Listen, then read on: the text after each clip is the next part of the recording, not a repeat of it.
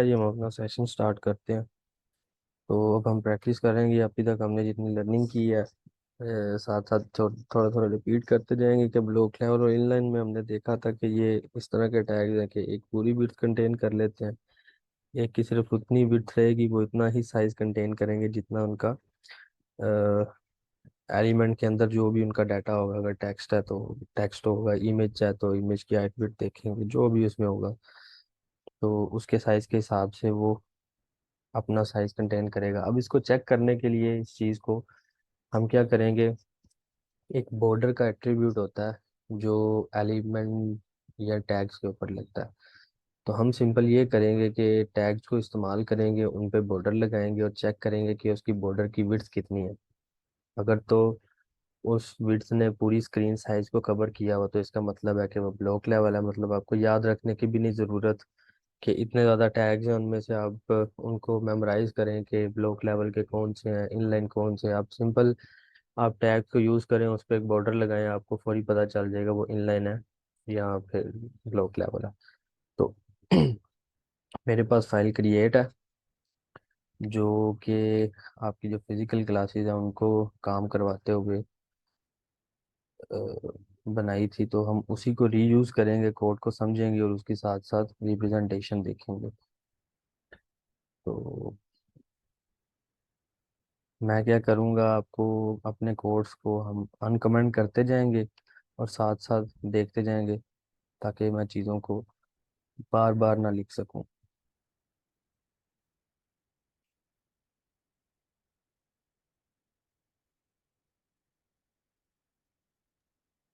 Sir जी, shortcut की भी होती है ना कि जो दबाओ तो खुद ही सारा कोड लिखा हुआ आता है सर। लिखा आ जाता है। जी सर।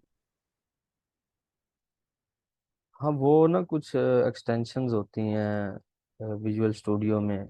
कुछ विजुअल स्टूडियो भी आपको सपोर्ट करता है चीज़ें, कुछ आपको एक्सटेंशंस अलग से करनी पड़ती हैं। तो मैंने फ़िलहाल कोई एक्सटेंशन यूज़ नहीं की हुई। Yes sir.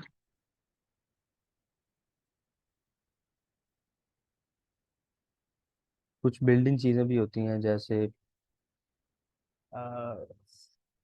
स्क्रिप्ट का टैग है जो उसको लिखने के लिए एसआरसी में, तो स्क्रिप्ट डॉट एसआरसी करेंगे तो वो एंटर दबाएंगे या टैब दबाएंगे तो वो ऑटोमेटिकली चीज़ें आ जाती हैं। इस तरह का सीन होता है। बाकी कुछ उसके अलावा लाइब्रेरीज भी होती हैं। तो ये जो एक्सटेंशन है ये बिल्कुल मेरे, आप अगर अपनी स्क्रीन पे देखेंगे लेफ्ट साइड पे कुछ चीज़ें हैं, जैसे ये फाइल का फोल्डर है, ये सर्च का फोल्डर है, उसके बाद ये गिट हब का सोर्स कंट्रोल है, फिर उसके बाद रन एंड डीबग का है। जो सेकंड लास्ट है ना वो एक्सटेंशन है। इसको जब हम क्लिक करेंगे ना, उधर मल्टीपल एक्सटेंशन होती हैं। आप कोई भी लिखें जो आपको चाहिए, रेलिवेंट उसका नाम लिखें, वो सिंपल यहाँ से इंस्टॉल करें तो वो एम्बेड हो जाती है आपके विजुअल स्टूडियो के अंदर। तो उसकी जो भी फिर रिक्वायरमेंट होती है या जिस मकसद के लिए वो बनी है आप उसको इस्तेमाल कर सकते हैं। तो ये सीन होता है। तो सारी एक्सटेंशन यहीं से आप इंस्टॉल कर लेते हैं विजुअल स्टूडियो के लिए।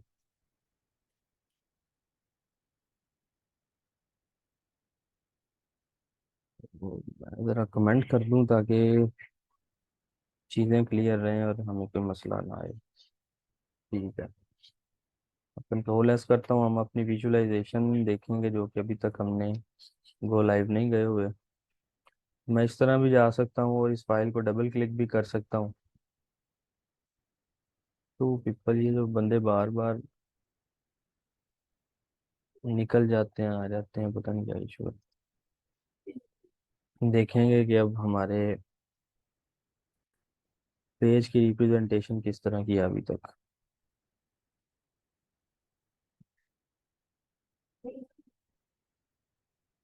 बोले जी, ये जो हमारा प्रीवियस वर्क था, हमने हेडिंग के टैग्स देखे थे, पी का टैग देखा था, उसके बाद लिंक का टैग बनाया हुआ था हमने। तो देन ये देखें, इसका पहले कोड समझते हैं हम। ये ब्लॉक लेवल टैग को कमेंट कर दिया हमने कि यहाँ से अब हमारा कोड है जो वो ब्लॉक लेवल का स्टार्ट होगा। तो हम साथ साथ चीज़ों को अनकमेंट करेंगे और देखते जाएंगे। तो अभी के लिए देखें, हमने देखा था कि पी का और जो डी डिप का टैग है वो ब्लॉक लेवल उसका स्कोप होता है, वो पूरी बिट्स कंटेन करता है अपनी स्क्रीन की। तो इसको चेक करने के लिए एक तो मैंने लिख दिया इसमें टेक्स्ट के this is a first block level tag, और इसमें आप देखें कि ब्लॉक में स्ट्रॉन्ग का टैग इस्तेमाल हुआ है, ये बेसिकली बोल्ड करता है टेक्स्ट को। और एक आई का टैग यूज हुआ है, ये आपको इटैलिक फॉर्म में थोड़ा सा वो जो टिल्ड होता है या टेढ़ा होता है आपका टेक्स्ट, उसमें कन्वर्ट कर देता है। ये बेसिकली जो क्लास आपकी को मैं समझा रहा था, वो समझा ये रहा था कि हमने जब जितना भी कोड करना है ना अपना HTML का, हमने हमेशा कोशिश करनी है कि मैक्सिमम या 100% आप कहें कि हमने सिमेंटिक्स टैग यूज़ करने हैं। तो यही डिफरेंस मैं उनको बता रहा था कि मैंने ब्लॉक लेवल को जो ब्लॉक का मेरा वर्ड है, मैंने उसके लिए स्ट्रॉन्ग का टैग यूज़ किया है जो कि सिमेंटिक टैग है। इसका मतलब ये है कि ये मेरे टेक्स्ट को बोल्ड कर देगा। और ये सेम काम मैं अपने बी का टैग लगा के भी कर सकता हूँ। इसी तरह आई का टैग है, ये सिमेंटिक्स को फॉलो नहीं कर रहा, ये इटैलिक कर देगा। जबकि सिमेंटिक टैग इसके लिए होता है E M stand for emphasise. तो ये डिफरेंस था। खैर हम अपने टॉपिक पे वापस आते हैं। तो मैंने क्या किया, एक पैराग्राफ बनाया, उसमें टेक्स्ट लिखा this is the first block level tag, और उसमें स्टाइल एट्रीब्यूट को मैंने इंक्लूड किया। और उसमें मैंने जो डिफरेंट उसकी प्रॉपर्टीज है, उसमें मैंने क्या किया, उस प्रॉपर्टीज में एक बॉर्डर की प्रॉपर्टी है, उसको मैंने लिखा और उसको मैंने वैल्यूज पास कर दी। कॉलन के लेफ्ट साइड पे प्रॉपर्टी नेम होता है और कॉलन के राइट साइड पे प्रॉपर्टीज की वैल्यूज होती हैं जो हमने सेट करनी होती हैं। तो मैंने क्या किया, सिंपल इस पैराग्राफ को एक बॉर्डर दिया और उसकी वैल्यूज पास कर दी कि वो बॉर्डर 1 पिक्सल होगा, मतलब उसकी जो मोटाई होगी वो 1 पिक्सल की होगी। और वो सॉलिड होगा, सॉलिड से मुराद उसमें कोई ब्रेक पॉइंट्स नहीं होंगे। हम इसको डॉटेड भी कर सकते हैं, वो कुछ वैल्यूज भी देखते हैं। और मैंने साथ उसको कलर असाइन कर दिया, कलर मैंने दे दिया है रेड। तो अभी तक आप इसकी रिप्रेजेंटेशन देखें तो ये इस तरह से शो होगा। इसको मैं ज़रा साइड पे करूँ तो ये देखें, आपको नज़र आ रहा है कि this is a block level tag, जो कि टेक्स्ट की जो विड्थ है वो सिर्फ इतनी है जितनी आपको स्क्रीन पे नज़र आ रही है, पर जब मैंने बॉर्डर लगाया तो बॉर्डर पूरी स्क्रीन पे लगा हुआ है। तो ये इस चीज़ की इंडिकेशन है कि ये एक ब्लॉक लेवल टैग है। और इसी तरह हम क्या करेंगे, हमने सेकंड चीज़ ये पढ़ी थी कि ब्लॉक लेवल टैग के बाद अगर कोई ब्लॉक लेवल टैग आता है तो वो हमेशा न्यू लाइन पे जाएगा। तो हमने एक और पैराग्राफ बनाया, इस बार उसको कोई हमने बॉर्डर वगैरह नहीं दिया। मैं सिर्फ ये चेक कर रहा हूँ कि ये उसी लाइन में इसकी विजुअलाइजेशन होगी या न्यू लाइन में, या इसको भी हम बॉर्डर दे देते हैं। आप थोड़ी सी प्रैक्टिस आपके साथ भी हो जाएगी। मैं स्टाइल का एट्रीब्यूट यूज़ करता हूँ, इसमें मैं बॉर्डर को सिलेक्ट करता हूँ, इसको मैं बॉर्डर देता हूँ 3 पिक्सल का, इसकी मोटाई मैंने थोड़ी सी ज़्यादा रखी है। अब मैं सॉलिड की जगह यूज़ करता हूँ डॉटेड। ये भी एक न्यू रिप्रेजेंटेशन है उसकी, और इसकी जगह मैं कलर इसका इस केस में कर देता हूँ ब्लू। कंट्रोल सेव करता हूँ, अपने ब्राउज़र पे जाकर रिफ्रेश करूँगा, देखते हैं कि क्या चेंजिंग आई है। तो लें जी, ये भी देखें कि न्यू लाइन में ही आया है अगला ब्लॉक लेवल। तो ये चीज़ भी क्लियर होगी। और इसका जो स्टाइल है बॉर्डर का, वो देखिए हमने डॉटेड सेलेक्ट किया था तो वो डॉट है। देन हम इनलाइन टैग को अनकमेंट करेंगे। इसमें भी हम एक इनलाइन टैग बनाएंगे और दूसरा इनलाइन टैग बनाएंगे। इसमें हमने पढ़ा था कि ये उतनी ही विड्थ लेगा जितनी टेक्स्ट की विड्थ होती है। ठीक है। तो मैं इसके टेक्स्ट को ज़रा स्मॉल करूँगा ताकि हमें डिफरेंस भी नजर आए। अभी हमारे इनलाइन के टैग में जो टेक्स्ट है उसके लिए मैंने जो टैग यूज़ किया वो स्पैन का है, और उसमें जो टेक्स्ट है वो है जी this is a first inline tag. उसमें बॉर्डर यूज़ हुआ है, बॉर्डर 4 पिक्सल का है और वो डॉटेड है। और ब्लू की जगह हम कर देंगे इसको येलो ताकि कलर डिफरेंट हो। कंट्रोल एस किया, ब्राउज़र पे जाके हमने रिफ्रेश किया तो ये देखें जी, येलो थोड़ा अच्छा नहीं लग रहा है, इसको ग्रीन करते हैं, आंखों में चुभ रहा है। कंट्रोल एस किया, ब्राउज़र पे जाके रिफ्रेश किया तो ये देखें ये जी ग्रीन। तो इनलाइन टैग ने पूरी विड्थ आपकी कंज्यूम नहीं की, उसने सिर्फ उतनी ही विड्थ ली जितना टेक्स्ट है। तो उसको मैं फिर से चेक करने के लिए मैं अपने टेक्स्ट को बढ़ाता हूँ। मैं यहाँ लिखता हूँ my name is Umar Shahzad save किया, ब्राउज़र पर जाकर रिफ्रेश किया तो देखें जैसे ही मेरे टेक्स्ट का साइज़ बढ़ा, मेरे इनलाइन का जो स्कोप है या जो उसकी जो विड्थ था वो भी इंक्रीज कर रही है इस हिसाब से। तो अब मैं अनकमेंट करता हूँ एक अगेन, फिर से एक स्पैन को जिसमें लिखा हुआ है जी this is a second inline tag and my name is Umar. अब ये देखेंगे कि ये न्यू लाइन में जाता है, ये जो स्पैन का या इनलाइन का टैग है या ये उसी लाइन में आता है। कंट्रोल सेव करते हैं, रिफ्रेश करते हैं तो ये देखें तो हमने यही पढ़ा था कि इनलाइन के टैग के बाद अगर कोई इनलाइन का टैग आता है तो वो उसी लाइन में आएगा, उस विड्थ से कंटिन्यू करेगा जहाँ पुराना इनलाइन ख़त्म हुआ है। ठीक है, उसके बाद हम अपने टेबल्स पे आते हैं। टेबल्स के लिए हमने स्लाइड्स पे जाते हैं, एक बार देखते हैं उसको। टेबल के लिए हमने देखा है कि टेबल का मेन टैग है, उसमें टी आर का टैग, टेबल रो का टैग, टेबल हेडिंग का टैग और टेबल डाटा का टैग यूज़ होता है। तो हम इसी स्ट्रक्चर को फॉलो करेंगे। मैं अनकमेंट करता हूँ अपने कोड को और साथ साथ उसकी अंडरस्टैंडिंग करेंगे कि इसमें क्या चीज़ है। सबसे पहले देखें जी कि ये टेबल का टैग है जो स्टार्ट हुआ है, और टेबल का टैग ही एंड हुआ है। उसमें हम टी आर की टैग रोज बनाएंगे और रोज में हम अपने टेबल डाटास को, टेबल हेडिंग डिफाइन करेंगे। और हमने एक चीज़ सीखी थी कि मैं इस टेबल को नाम भी दे सकता हूँ कैप्शन का। अभी इसको हम मैंने कमेंट कर दिया था कि हम इसका डिफरेंस साथ साथ देखें।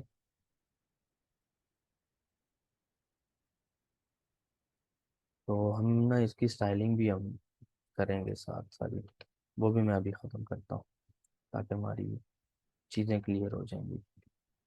अभी सिर्फ एक सिंपल टेबल का टैग है, जितना सिंटेक्स हमने देखा था उसमें फर्स्ट रो है, रो में headings and name age gender. उसके बाद सेकंड रो है, उसमें मैंने कुछ डाटा पॉपुलेट कर दिया, उम्र 20 मेल। उसके बाद नेक्स्ट रो है, उसमें लिख दिया जी आयशा, उसकी एज 18 है, वो फीमेल है। और नेक्स्ट रो में अली आ गया, Ali 22 year old and he is a male. तो इसको अभी हम कंट्रोल एस करते हैं, ब्राउजर पर जाके इसकी रिप्रेजेंटेशन देखते हैं किस तरह की है अभी तक। तो ये देखें, ये इस तरह से आपको डाटा शो हो रहा है। अभी इसमें कोई बॉर्डर शोर्डर नहीं लगे, ये टेबल के लेआउट में आ चुका है आपका डाटा। और देखें जो मेरा टी एच में वैल्यू थी ना वो बोल्ड है बाय डिफॉल्ट, उसको पता है कि ये टेबल हेडिंग है। तो अब हम इसको बॉर्डर दे के देखते हैं। तो स्टाइलिंग करनी है तो हमें स्टाइल का टैग यूज़ करना पड़ेगा। मैं इसको बॉर्डर देता हूँ, बॉर्डर हम देते हैं इसको 1 पिक्सल। सॉलिड देता हूँ इस बार, मैं इसको कलर नहीं दूंगा। तो देखते हैं क्या डिफरेंस आता है। तो ये देखें, इसको आउटसाइड द जो कह लें हमारी वैल्यूज है, एक बॉर्डर कंटेन हो चुका है। तो हम इसकी टेबल की हमने पढ़ा था कि बिट्स की और हाइट को भी कंट्रोल कर सकते हैं, तो वो भी काम करके देखते हैं। मैं क्या करता हूँ, इसको विड्थ देता हूँ। अच्छा, मल्टीपल यूनिट्स आप दे सकते हैं। हर काम को करने के लिए ना कोई एक स्टैंडर्ड होता है कि आप चीज़ों को मेजर करेंगे। केक है वो पाउंड में ही मेजर होता है, वेट है वो केजी में मेजर हो सकता है, ग्राम में मेजर हो सकता है। तो जब हम HTML की बात करते हैं ना तो इसमें भी ये जो हम वैल्यूज पास कर रहे हैं उसके अगेंस्ट कोई ना कोई यूनिट दे रहे हैं। तो जैसे अभी बॉर्डर में मैंने इस्तेमाल किया था 1 पिक्सल, इस तरह और बहुत से यूनिट्स होते हैं जिनमें हम वैल्यूज पास कर सकते हैं। हम इन चीज़ में भी अब ये मैंने देखे विड्थ में मुझे ना सजेशंस भी आ रही हैं कि 0% लिखा है, मैं परसेंटेज में भी वैल्यूज दे सकता हूँ। एक ये कैप है, एक CH है, CM स्टैंड फॉर सेंटीमीटर। तो ये डिफरेंट यूनिट्स हैं कि इसमें हम वैल्यूज दे सकते हैं। ठीक है, इतने ज़्यादा यूनिट्स हैं। तो इसका मतलब ये नहीं है कि अगर हमने सिर्फ इवन कि हम कैलकुलेट करके भी उसको मैथमेटिक कोई चीज़ लगा के भी विड्थ या हाइट असाइन कर सकते हैं। तो मोस्टली प्रैक्टिस में पिक्सेल्स, परसेंटेज, REM एक यूनिट होता है और एक VW यूनिट होता है, स्टैंड्स फॉर व्यू पोर्ट।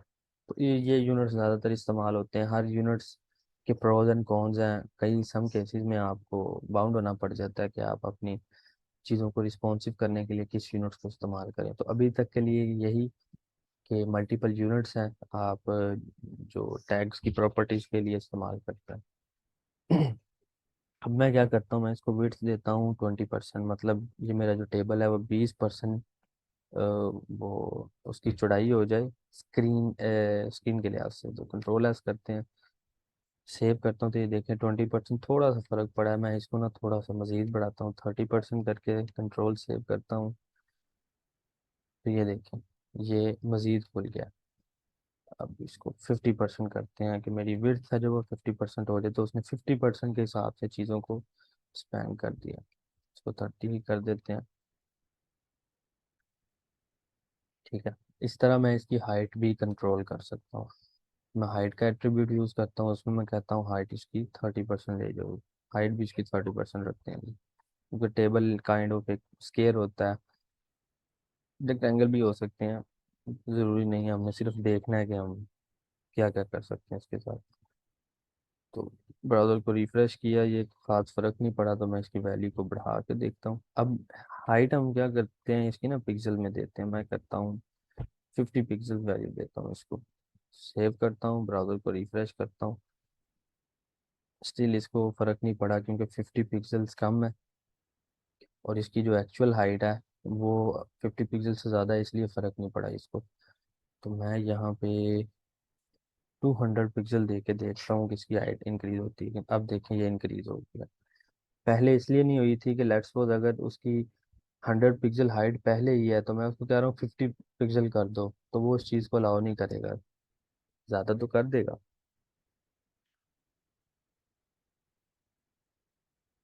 तो इस तरह से हम इसकी हाइट और विड्थ कंट्रोल करते हैं। अब हम इसको कैप्शन को अनकमेंट करते हैं कि मतलब ये एक पर्सन का टेबल है, मैंने लिखा था, और कैप्शन टेबल के अंदर ही लिखा जाएगा, टेबल से बाहर नहीं है। तो इसको मैं कंट्रोल एस करता हूँ और देखता हूँ ये क्या सीन है। तो ये देखें, इस तरह हम टेबल की हेडिंग भी दे सकते हैं। और अगर हम चाहें, इसके जो कॉर्नर्स हैं वो भी आपको दिखा देता हूँ कि हम एक स्क्वायर के जो कॉर्नर है, बॉर्डर ये ना, इसके कॉर्नर्स को राउंड कैसे करते हैं। तो उसके लिए जो प्रॉपर्टी यूज़ होती है वो होती है बॉर्डर रेडियस की। बॉर्डर रेडियस को यूज़ किया, मैं कहता हूँ जी 4 पिक्सल है ना जो, बॉर्डर रेडियस लगा दो। सेव किया, तो ये देखें ये थोड़े से ना राउंड हो गए हैं। हम थोड़ा सा बढ़ाते हैं ताकि चीज़ें क्लियर हों।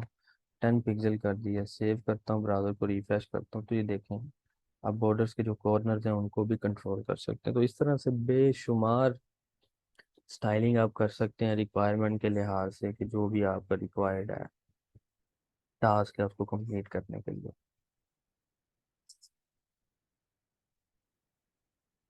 नेक्स्ट हम चलते हैं आपने अनऑर्डर लिस्ट की तरफ।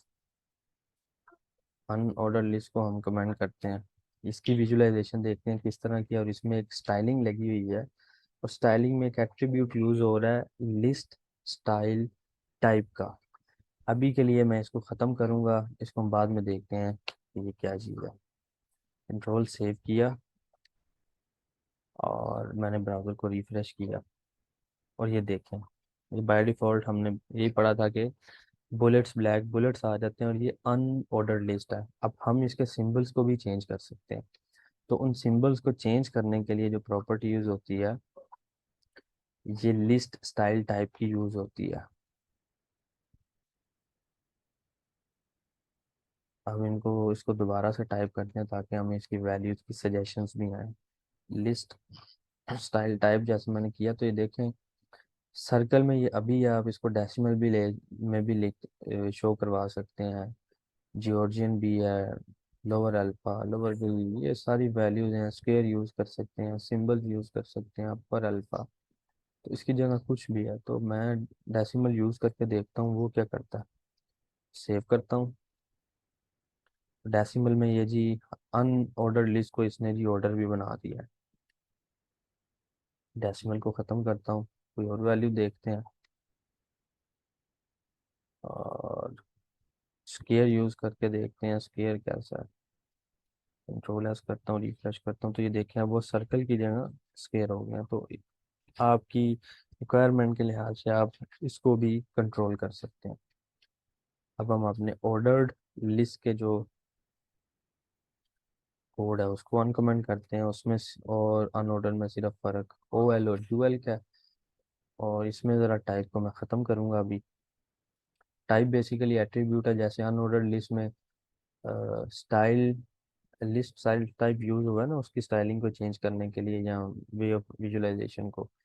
तो ऑर्डर लिस्ट में टाइप का एट्रीब्यूट यूज़ करते हैं। तो अभी इसको एम्प्टी रख के चेक करते हैं कि बाय डिफ़ॉल्ट टाइप किस तरह का नज़र आता है। तो ये देखिए बाय डिफ़ॉल्ट हमने देखा था कि डेसिमल वैल्यूज आती हैं उसकी 1 2 3।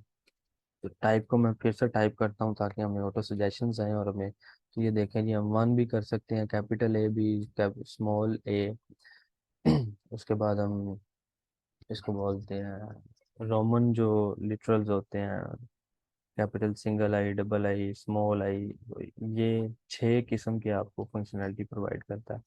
मैं स्मॉल ए के साथ जाता हूँ, कंट्रोल एस करता हूँ, ब्राउज़र को रिफ्रेश करता हूँ। ये देखिए 1 2 3 की जगह जो ऑर्डर लिस्ट है हमारी वो ABC में कन्वर्ट हो चुकी है। नेक्स्ट है जी डिस्क्रिप्टिव लिस्ट। उसमें हमने सीखा था कि जी DL का मेन टैग होता है, उसमें DT और डी डी के टैग यूज होंगे। मैं इनमें स्पेसिंग देता हूँ थोड़ी सी ताकि आपको पता चले। ये है बेसिकली DL के टैग में आपकी जो मेन हेडिंग रहेगी वो DT के टैग की होगी और उसमें जो उसका डाटा रहेगा वो DD में आएगा। मैंने क्या किया जी, DT में वीवो सेट करवा दिया।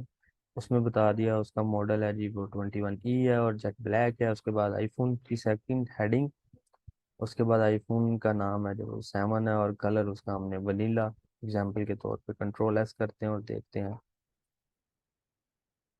ये किस तरह से रिप्रेजेंट होता है। तो ये देखें, ये जी जो नफीसा आपका क्वेश्चन था कि नेस्टेड लिस्ट, तो आप ये देखेंगे कि वीवो आईफोन भी एक लिस्ट है जो एक अपनी स्पेसिंग को फॉलो कर रही है, वो अपनी स्पेसिंग में रह रही है। और उसके बाद देखें स्पेसिफिक स्पेस क्रिएट होके टैब हम इसको बोल सकते हैं। तो उसकी वो प्रॉपर लिस्ट है कि हमें पता चल रहा है कि ये अच्छा जी वीवो के नीचे जो चीज़ें आ रही हैं ये भी इसकी लिस्टिंग ही है काइंड ऑफ।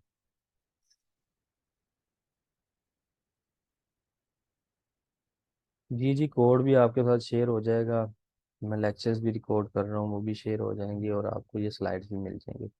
अभी सिर्फ आप चीज़ों को समझें, अगर आप प्रैक्टिस नहीं भी कर पा रहे क्योंकि मुश्किल है कि, बट ये है कि इसको साथ साथ चीज़ों को देखें।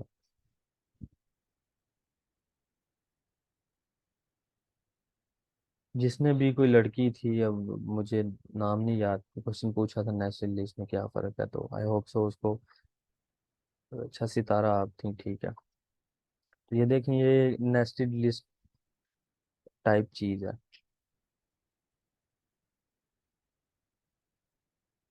ठीक है।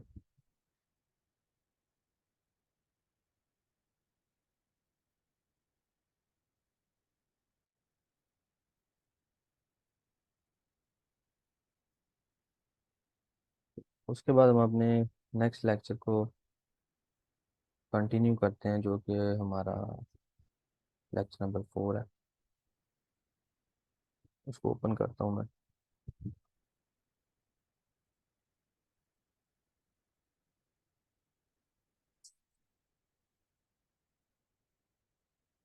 ठीक है जी, इसमें दो चीज़ें हम पढ़ेंगे, कुछ रिस्पॉन्सिव डिज़ाइन के बारे में देखेंगे कि HTML में रहते हुए हम अपनी चीज़ों को कितना रिस्पॉन्सिव कर सकते हैं, अपनी वेबसाइट को कितनी फंक्शनैलिटी HTML हमें प्रोवाइड करता है। और हम HTML फॉर्म्स देखेंगे कि अगर हम चाहते हैं कि हम HTML में एक फॉर्म क्रिएट करें जिसमें बेसिकली हम फॉर्म क्रिएशन का जो मकसद होता है वो ये होता है कि आप यूज़र से इनपुट लेते हैं और उस डाटा को स्टोर करते हैं और आपने उसको यूज़ करते हैं। तो 10 मिनट की वार्निंग आ गई है। हमारी जो मीटिंग है वो 10 मिनट तक ख़त्म हो जाएगी, तो उसके बाद हम फिर न्यू लेक्चर देंगे। लिंक आपके साथ शेयर हो जाएगा नया, ठीक है। तो स्टार्ट हम करेंगे HTML फॉर्म से। रिस्पॉन्सिव डिज़ाइन को ना हम बाद में देखते हैं। तो फॉर्म से मेन आइडिया ये है कि जिस तरह हमने देखा कि अगर हमने टेबल क्रिएट करना है तो उसका एक मेन टैग होता है, वो टेबल का ही टैग है उसके अंदर। मल्टीपल डिफरेंट टैग्स आप यूज़ करते हैं उसको टेबल की फॉर्म देने के लिए, रो इनटू कॉलम बनाने के लिए। तो इसी तरह एक फॉर्म का टैग होता है। अगर आपने फॉर्म क्रिएट करना है तो आप फॉर्म का मेन टैग होगा, उसके अंदर उसके डिफरेंट टैग्स यूज़ होंगे, एलिमेंट्स यूज़ होंगे जो उसको सपोर्ट करेंगे फॉर्म की शेप देने के लिए।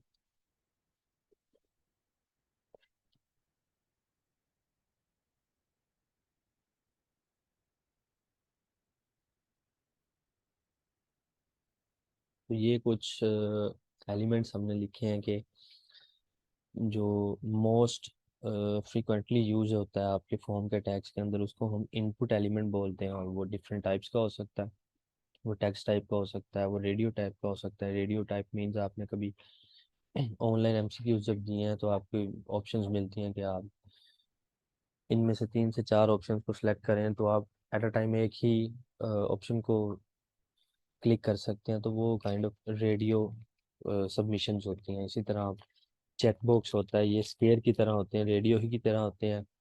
दोनों में डिफरेंस ये है कि रेडियो एट अ टाइम एक ही आप सेलेक्ट कर सकते हैं, बट चेक बॉक्स में आप मोर देन वन ऑप्शंस को चूज़ कर सकते हैं। और जब आप इन चीज़ों को ले लेते हैं, डाटा लेने के बाद आपने ओबियसली उनको कहीं ना कहीं सबमिट करना होता है। तो उसके लिए आप सबमिट का इनपुट टाइप यूज़ करते हैं, या आप अपना बटन भी बना सकते हैं।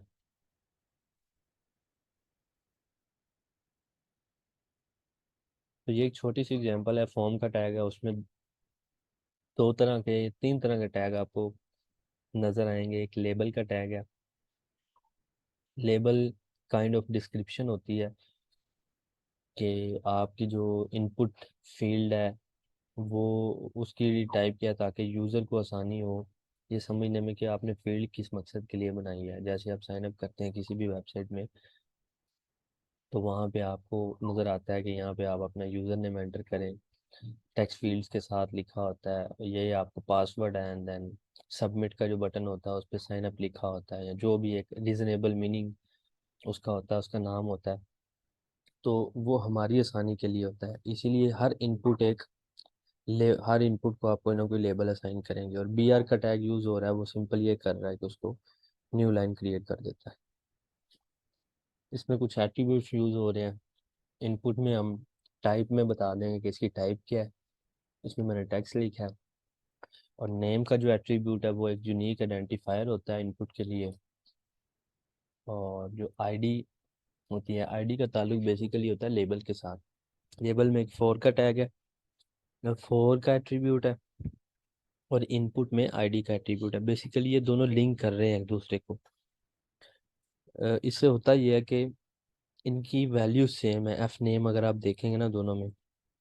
इससे ये ट्रैक रहता है डेवलपर को भी, और आपका जो ब्राउज़र है जो आपकी कोड को एग्जीक्यूट करता है उसको समझ आ जाती है कि किस लेबल का ताल्लुक किस इनपुट के साथ है।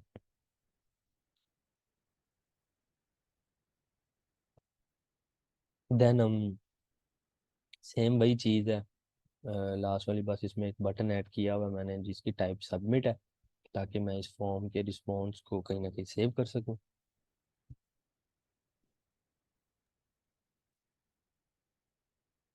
देन ये डिफरेंट चीज़ है। अभी हम ना फॉर्म के कोड को देखते हैं इतने।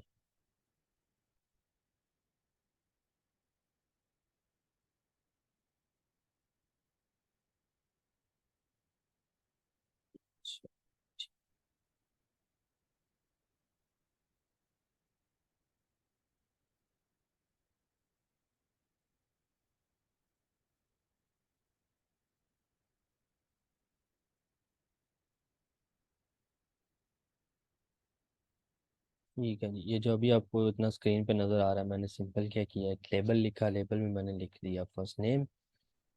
फर्स्ट नेम के बाद एक इनपुट आ गया, इनपुट की टाइप हमने टेक्स्ट रखी हुई है, न्यू लाइन क्रिएट की, और इसमें बटन आ गया, बटन में एक टाइप है जो कि सबमिट किया, और एक ऑन क्लिक का एट्रीब्यूट यूज़ हो रहा है। ये बेसिकली एक इवेंट हैंडलर है। इसका मतलब ये है कि ये जब बटन मेरा क्लिक होगा तो उसके बाद क्या होना चाहिए। तो अभी तक इसमें कुछ वैल्यूज़ आपको लिखी नज़र आ रही हैं, वो है जी हैंडल डाटा।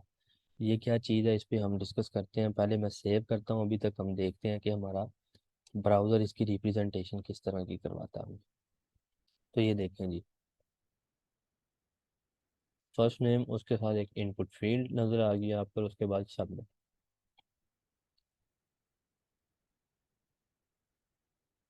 ठीक है।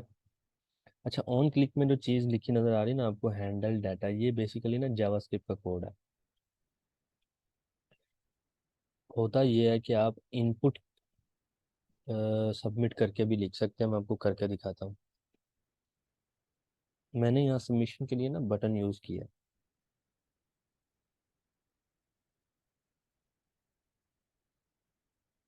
जबकि मैं बटन की बजाय मैं ये कोड भी लिख सकता था। मैं एक इनपुट डिफाइन करता हूँ। ठीक है, मैं उसकी टाइप देता हूँ सबमिट, और मैं इसको वैल्यू पास कर देता हूँ। वैल्यू में मैं सबमिट लिखा रहने देता हूँ। अब मैं आपको ना कंट्रोल एस करके ब्राउज़र पे दोबारा दिखाता हूँ। तो ये देखिए, आपको सेम सबमिट सबमिट नज़र आएंगे। इन दोनों सबमिट्स को देख के ये नहीं पता चल रहा कि इनपुट से कौन सा डिफाइन हुआ है या बटन वाला कौन सा। ही देखें, दोनों क्लिकेबल भी है। होता यह है, अगर आपने इनपुट का सबमिट यूज़ करना है ना, तो फॉर्म में भी जब आप देखेंगे उसमें एक आईडी लिखी हुई है, ID is equal to my form. इन फॉर्म के भी कुछ एट्रीब्यूट्स होते हैं। अगर आपने इनपुट को ट्रैक करना है ना, तो आपने इसका रिस्पॉन्स कहीं ना कहीं सेंड करना होता है। जो आपने डाटा रिसीव किया, जो कहीं ना कहीं सेंड करना है ना, वो फिर बेसिकली पीछे आ जाती है सर्वर साइड। कि सर्वर साइड स्क्रिप्टिंग आपको करनी पड़ती है। उसके लिए आप PHP, जावास्क्रिप्ट और पाइथन, जो भी बैकएंड को सपोर्ट करती है लैंग्वेज, आप उसको यूज़ कर सकते हैं। इन शॉर्ट ये है कि इनपुट अगर आपने सबमिट टाइप का यूज़ करना है ना, तो आपने फॉर्म में एक एट्रीब्यूट यूज़ करना होता है जिसका नाम होता है एक्शन। और एक्शन में आपने एक URL पास करना होता है। और ये URL बेसिकली यहाँ पे एक PHP की कोई ना कोई फाइल होती है, जिस पे आपने कोड लिखा होता है कि आपके सबमिट के बटन प्रेस होने पे क्या होगा। और साथ आप एक मेथड का एट्रीब्यूट यूज़ करते हैं, जिसमें आप बताएंगे आपका मेथड क्या है, गेट होगा या पोस्ट होगा। तो ये चीज़ें मैंने इसीलिए इंक्लूड नहीं की इसमें, PHP आ जानी थी, और वो हमारा स्कोप नहीं है कि हम PHP को डिस्कस करें। तो क्योंकि JS हमने पढ़नी है, जावास्क्रिप्ट पढ़नी है, तो मैंने कोड ही इस तरह से लिखा है। अभी के लिए आप लोगों को शायद जावास्क्रिप्ट का कोड बिल्कुल समझ नहीं आएगा। मकसद ये है कि आपको करके दिखाने का कि अगर आप यूज़र से डाटा ले रहे हैं, तो अ, वो आप उसको गेट भी कर सकते हैं। कि वो डाटा आपके पास आएगा, देन ही आप उस डाटा के साथ कुछ करेंगे ना। चाहे उसको आप सेव कर लें, उसको डाटाबेस में रखवाएं।